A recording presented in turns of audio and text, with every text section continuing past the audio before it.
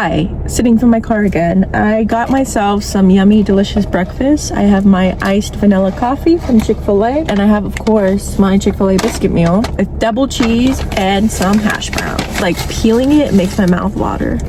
Oh, look at that love bog, y'all. Oh my god.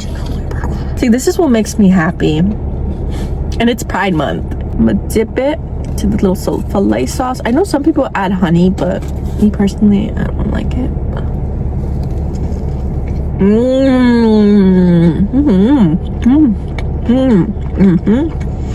I made this shit with love today.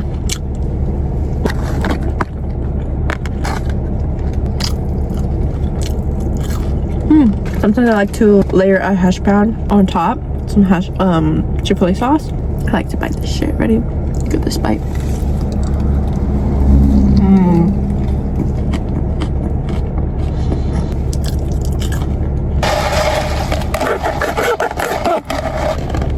The title of this video is I'm lost and I don't know what to do, or what do I do next?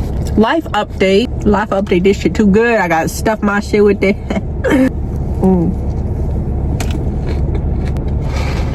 But Chick-fil-A breakfast, it's like crack. I don't know what they have in there, but that shit is definitely up there, I'll tell you that. But anyways, the reason why I'm in this car is because there's a lot we have to talk about, a lot of life updates. So ever since I lost my job, it's been kind of crazy because I feel like ever since I got back from Paris, my life has changed in a way of survival. And what I mean by that is I feel like I'm now 23. I didn't walk my graduation, as y'all saw, which is very disappointing, and I know you guys are disappointed in me because everyone in the whole world is, but honestly, is it bad to say like I don't regret my choice? I hate myself sometimes.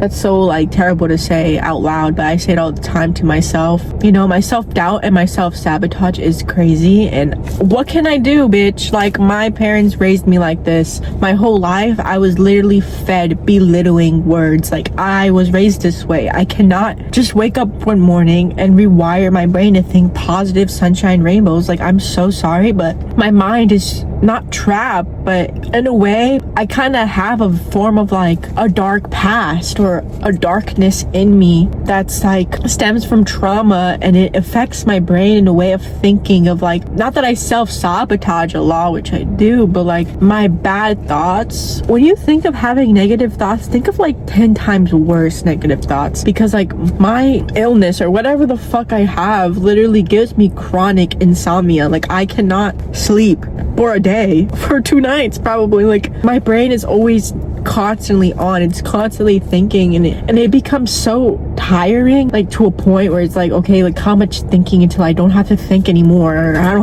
have a single thought in mind. But I have to stop beating myself about that because it is part of me, and having such a big mind with so much thought is beauty and tragedy, because like I am someone that is well spoken. I am someone that, I don't know, I just feel like I destroyed my character so much. I assassinated my character so much in this season of my life, and just this version in my early 20s. I think I just went through a lot last year. I think losing my grandma was a weird grief that I experienced, because I had never lost anything close to me, like that close. And in the same month, my best friend of 7 years backstabs me, turns out to be a whole different person that I didn't think she would be. Never, this is some word of advice I'm gonna give to people. Never share your life or what you do, the relationships you're in, your sex life even. Never share your next plans, your future, your goal, your life, your past, or your traumas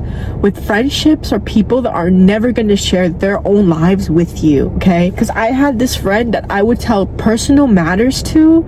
Like, my mom would call them when I was in the hospital, and I didn't want no one to know about what had happened that night, and she had called this best friend because she thought she was like a very close friend of mine. I'm like, Mom, like, when things like this happen, nobody knows about my life like this but me. Like, no one knows the ugly but me. Like, no one understands the life that I lived as a child, as a teenager. Like, those are parts of me that are very hidden, very concealed, because I was taught to not say a word. Like, what happens in the house, and this is like the toxic ideologies that happen in cultural, being Hispanic, it's like que pasa en la casa, like nobody can know, like you can't tell anybody, like, you know, when it's like private. So like shit, it was crazy, man. Okay, but basically this friend who I had been friends with never told me shit about her life, not even her sex life, the guy she was with, and she would be so eager wanting to know so much about my life, like a leech. Like she has so much information, she could blackmail me right now. And I know so little about her life because she never was open, she never was expressive, and she never talked to me like that, like a real best friend did. And I was like, wait, so now when I think back at the friendship, I'm like, was this really like my best friend, or was this just someone that was in the corner just waiting to like feed on my soul? And now when I look back at it, it's the second one, because it's just like there were so many instances where I just feel like my friend had an alcoholic problem. Like she was an alcoholic, and when she became alcoholic, she became very toxic, she became physically abusive, she would hit me with her fucking claws. There was just so much things. And then she tried to turn into me, which was so fucking weird. You know that song, Girls, It's So Confusing Sometimes to Be a Girl, by Charlie XCX? Girl, this girl actually tried to be me. Like, I'm not even kidding. Like, girl, when I was warned about her in high school, I'm like, no, like I'm not gonna let anybody's negative perception of her ruin like my relationship with my friend, because I think she's a good friend and I think she's a good person. Bitch, if I had taken people's advice back then, this shit would have never happened. Like I would have never woke up one morning and my friend turned into me, dyed her hair red like me when she said I'm never gonna dye my hair red. Bro dyed her hair red like me.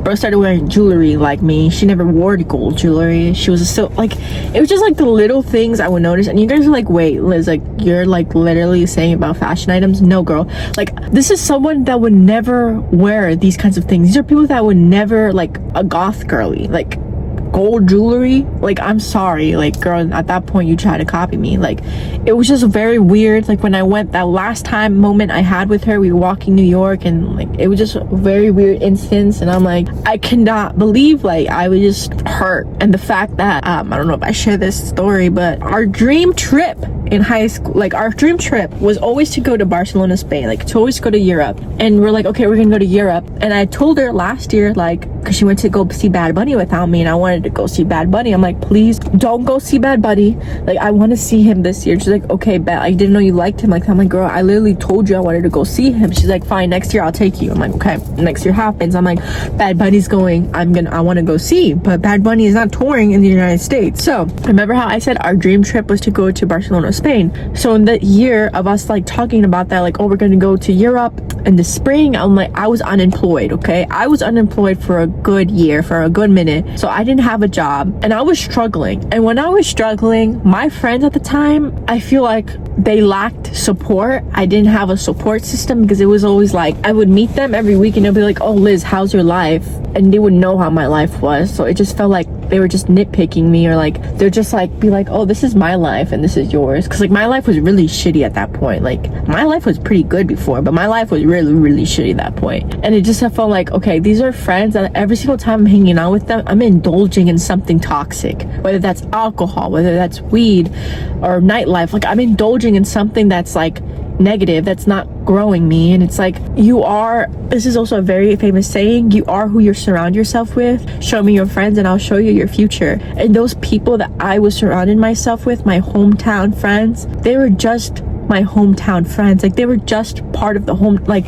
there is a big world out there that I've discovered. Like the grief of my grandma made me realize so much that I'm gonna get into. But with friendship, I feel like friends come and go, and I feel like we want them to be permanently, we want them to work out. But what I've realized in my early like 20s is that friends are kind of like speed dating. Not speed dating, but it's like it'll take you a while for you to find a good knit group of friends, like a core friend group, because I do believe that you find your good core group when you're in spaces or environments that you're supposed to naturally grow and learn from. Because the people I was involved with, I wasn't growing with. They were settled. That's a great word. They were settled. They were comfortable with where they were at. They were comfortable, and I wanted more, and I kept wanting more. And they're like, Liz, you're never fulfilled. Liz, when are you gonna stop? When are you gonna stop stop always chasing? Like, when are you just gonna calm down, and when are you just gonna settle down? And the thing is, they never understood that, like, the drive I had, the vision I saw. Like, they didn't understand that type of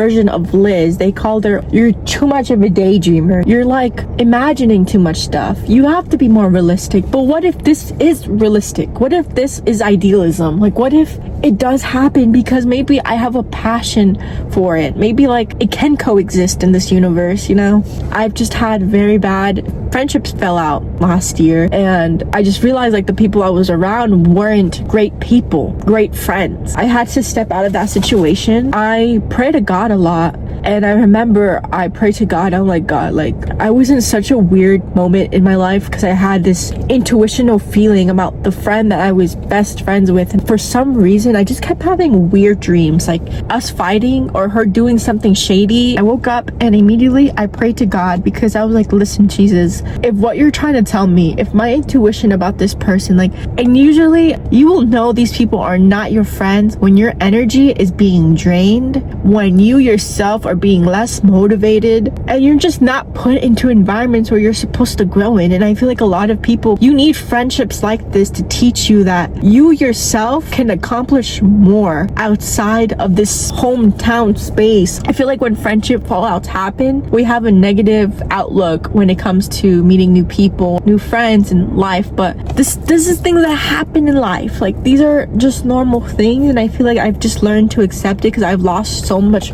friends because I just don't know how to make good friends apparently. But honestly, like, I might as well just be alone because, like, yo, I can't do this shit. God will put in signs in plain sight. There was this one day when she came over, we smoked outside my crib, like actual bud, and they left the bud, and I remember I got in trouble the next day because of it. And I was like, bro, like, I literally told y'all, like, y'all wanted me to get caught or what? So we were downstairs in my basement with these two people that I used to be friends with. They're about to leave, okay? Mind you, this is like the same time this is when my grandpa died. My grandma didn't die yet, so they had an ofrenda, and she's walking up the stairs of my basement to leave, right? She has this big bag, and this bitch, I don't know what's up with her, but she doesn't know how to walk, and she moved her, I physically saw her swing so fast, she knocks on the altar table, and guess what happens? My grandpa's picture breaks, and the cross, Jesus's cross, falls to the ground and shatters, breaks pieces. Like,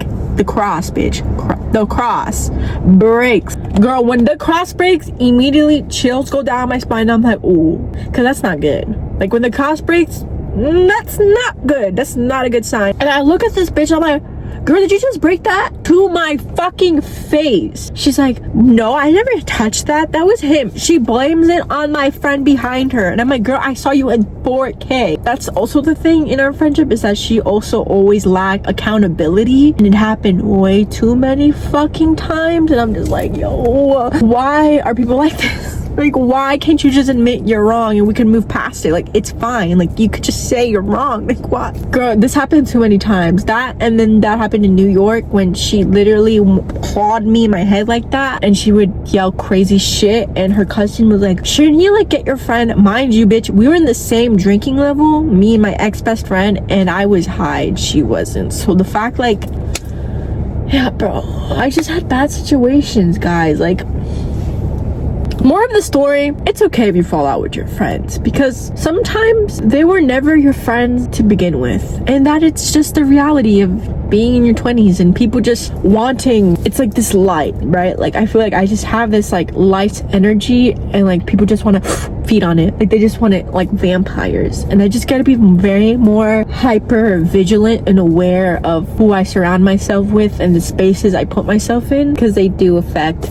my growth, you know? My friendship fallout happened, fucked me up for a couple of months, I'm not gonna lie, because after that whole New York incident happened where like I literally saw the bitch become me, she showed up that day, cosplayed as me, dyed her hair as me, like everything was so fucking weird. That day was just odd, and I'm just like, okay, God, like, you gave me my sign, now I know, and I gotta break this apart. And my grandma died, and she never wished her condolences over my grandma's death, and I was like, okay, like, that shows a lot. I was going through a crazy grief because she even knew how much my grandma meant to me, because I talked about my grandma a lot. Anyone who knows me knows that I talk about my abuelita a lot because she was such a big, fuck, I didn't even know I was gonna fucking cry like a pussy, bro. No one really understands the weight of grief until it happens to you. You least expect, like, well, yeah, like obviously old age and circle of life, but no one prepares for that. Losing my grandma in May of last year, it was actually her 1 week anniversary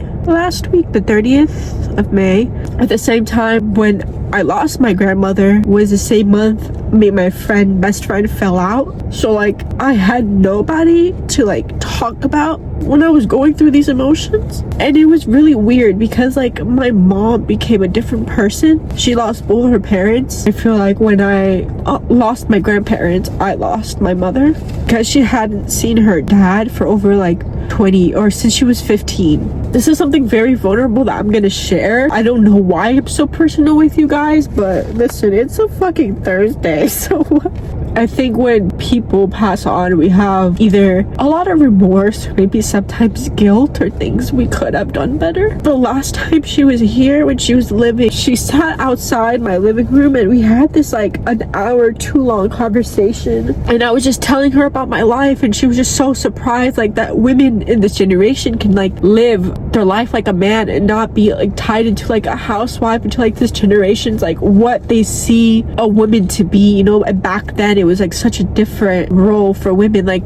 you don't see a working class successful women, you know. And I was just telling her about it and she was just so excited. I was telling her my plans, and I was telling her like, because every one of our family members, like all are the women, like they all dropped out of college, they all are married, they all settled, and they're all housewives, and you know, they just cater to their man. Like the machista culture lives on. And I told my abuelita, because she's like, how come you never showed me your boyfriend? Like how come you never introduced a boyfriend? Like, well, how, like when are you ever gonna show me your boyfriend? Like, and she passed on and I can never show her my boyfriend. Like Granny, like this shit was never gonna get cracked open. Oh my god. My beautiful abuelita in the couch, I literally told her the reason why I haven't had a partner, the reason why I'm not with someone, because I believe God gave me to become the black sheep of the family and to like take the risks and take the leaps that people are afraid to do. Because I told her when I sat on that couch, I'm like, listen, like I'm gonna be rich, I'm gonna be on magazines, abuelita, you're gonna see me on Telemundo, like I'm gonna be on television outlets, abuelita, red carpets, abuelita, they gonna know my name, they gonna know our name. I'm gonna be the richest one in the family tree, I'm gonna be the heiress, like I'm gonna make it big, I'm gonna really make us proud, like I'm gonna be a graduate. I don't know what the fuck I'm gonna do, that's the thing. Like what the fuck. I did not expect to cry, but honestly, pretty honest, that last conversation really left an impact on me because it gave me three things. Okay, it gave me the insight and awareness that I let my abuelita know there's a new foundation of women that are becoming like men, and then one day she's gonna be living in New York and you're gonna visit me in New York. That shit fucks me up because I deadass told her that she was gonna visit me in New York and she was gonna stay with me in New York because I told her. And number two, what I got from it is that I will never ever negotiate my worth for a man's needs or what makes him have an easier time to love me because I'm catering to his needs. You know what I mean? Like I'm never going to exchange my worth or who I am for someone else's cup. Like I'm not gonna be those people, and I'm never gonna enter in a relationship where there's no respect, where there's no boundaries. I want to be with someone that will love me, nurture me, heal me, and grow me, and protect me, and keep me safe. But I know like that is not the path right now. I know what life has in store for me. That's the thing. Like I just graduated, I didn't walk my graduation, I have no friends, I have no man, I'm 23, I'm losing hair, I have like fucking like, this is like, bitch, my hair is so thin, it's really bad. It's actually, that was the last conversation I had with her. And a year later, in her last moments, she was in bed rest and she was calling all of us, and my mom called me downstairs and she's like, come talk to your grandma, this might be the last time you talk to her. And I remember not going because this is literally like my biggest regret. I didn't think this video was gonna be so sad. It's just really hard because I didn't think that I would lose. I couldn't like have the mental strength to talk to her over the phone. I knew it was gonna like fuck me up. Like for life. Till this day, I keep praying and I keep apologizing. I just feel so guilty. That's not even what the video was supposed to be. Grief should be beautiful. We should just be celebrating life. So let me tell you how grief and my friendship breakup and all this nasty, ugly stuff that happened to me last May, how it transitioned in a year, okay? I woke up one day and I said, you're born into this life alone and you die alone. Like, you saw that, you die alone, and this is only your life to live. You know, what are you doing? Like, truly, what are you gonna do? Like, this is not your mom's or your dad's life, or this is not their dream to fulfill, and you have to realize that. And I want to talk to any child or any person, anybody who's a first generation student, to that first generation community specifically. You go into college, and when you leave college, I feel like a lot changes. And I just want to say that it's so important that you realize that the life you live after college has to solely be your own life. It cannot be the life that your parents drew out for you when you were in the womb, okay? It has to be something that you want to do, something you want to pursue, because a life without passion is not a life that's fulfilling, you know? It's not a successful life you're living. It's not life, period. It's just survival. And I don't want to survive. I want to live a fulfilling life. And I realized that after the death of my grandmother was like, there's life to be lived. Like, why am I crying over friends that were never my friends? Why should I mourn people that were always just ghosts? Like, they never knew me like this. So it was like, okay, let's start changing my life. So I cut those friends off and I started working again. I started talking again, and like, life was going good for a little moment. And then it was like, when opportunities came, I took them. And then it was like, I just kept spending so much time alone in my own solitude, and it was like I had these so much questions and thoughts, and I was like, okay, I always wanted to go to Spain, and now that I have a job, like, I don't really want to go to Spain anymore, because like now it's just like I just think of that friendship and I don't really want to go. Like, I want to go somewhere like I always wanted to go, not like a place like, you know, whatever. And my friend that I made in NYU, she lives in Hawaii, so I had the fortunate to go visit her alone, solo, to Hawaii during Thanksgiving, and that was like the best experience of my fucking life. And the ocean was beautiful, but her friendship and her hospitality and her home and her pets and just our conversations we've had, that's friendship. This is why I'm telling you that God is such a wonderful,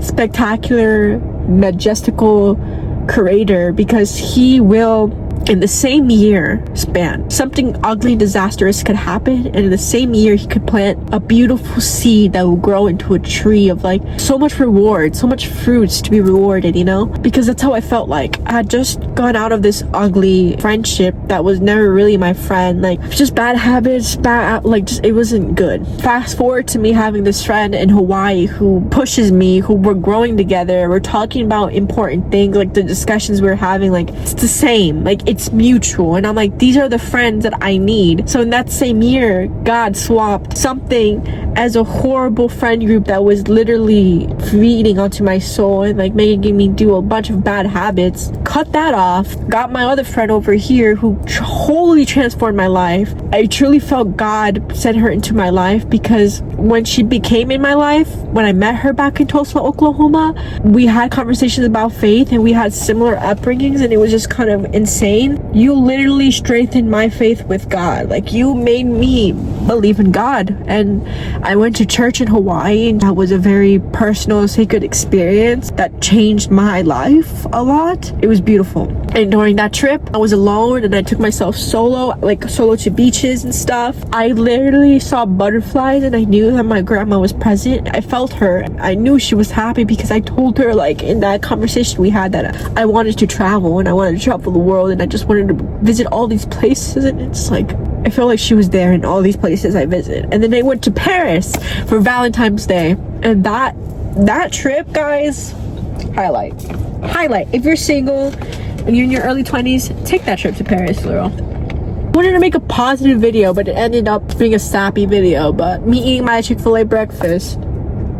Thank you for watching me eat my Chick-fil-A breakfast, and I'm sorry y'all had to see me cry with raw emotions. Although I don't get made fun of on the internet, and I can't believe I actually post these kinds of stuff, but it's like the fact that I actually genuinely don't give a fuck. Because like, who's gonna watch this?